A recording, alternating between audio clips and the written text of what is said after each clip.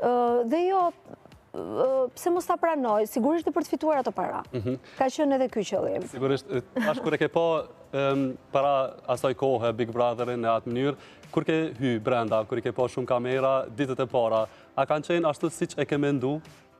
Jo, shtëpia e Big Brotherit nuk është ashtu siç e mendon nga jashtë, kur je brenda saj, sepse presioni i kamerave është shumë i madh. Atë qa i bëra vetës?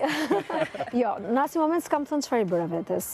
Përkundrazi, sapo hyra, në fakt javën e parë na duhej që të ambientoheshim me shtëpinë njerë, me ambientet e shtëpisë, sepse shtëpia është mjaftueshëm e madhe për të mësuar dhe për mos ngatruar rrugën. Sepse në javën e parë nisesh për ke tualeti ose tek dhoma e grimit dhe përfundon ke lavanteria. Edhe thua, po pse erdha këtu? Unë nisa për ke grimi. Kështu që java e parë është ambientimi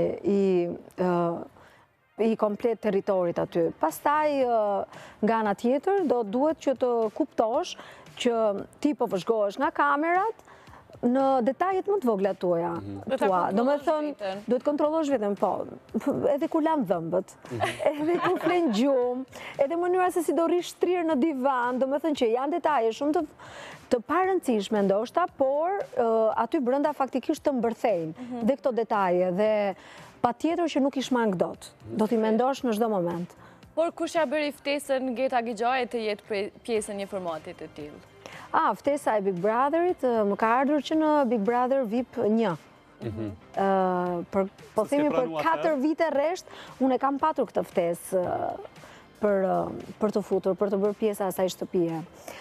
Jo, nuk jam futur thjesht për rrethana të jashtme.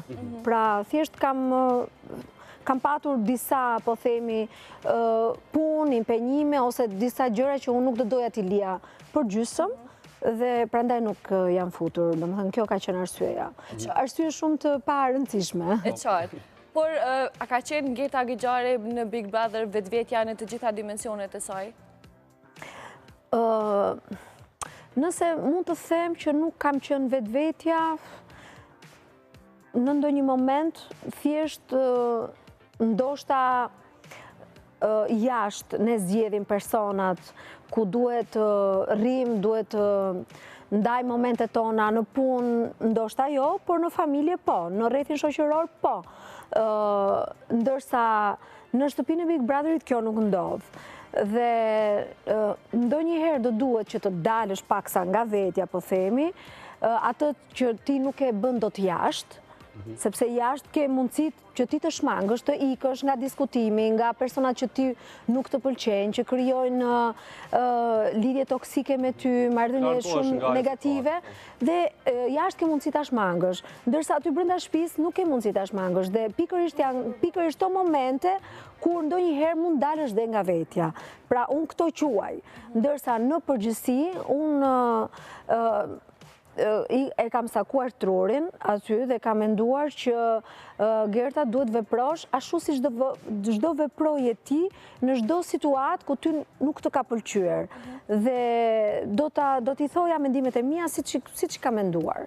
Do të reagoja siç unë kam menduar se në atë situatë duhet të reagosh në atë mënyrë. Qoftë për të mbrojtur një person, qoftë edhe për ta sulmuar, kur nuk të pëlqen diçka, qoftë në raste bullizimesh, në sulme, në padrejtësi brenda shtëpisë. Kështu që qoftë edhe kur kanë qenë situata të mira, pozitive, unë i kam thënë edhe i kam kaluar marrëdhëniet edhe me pozitivitet, kur unë kam patur marrëdhënie të ngushta brenda shtëpisë.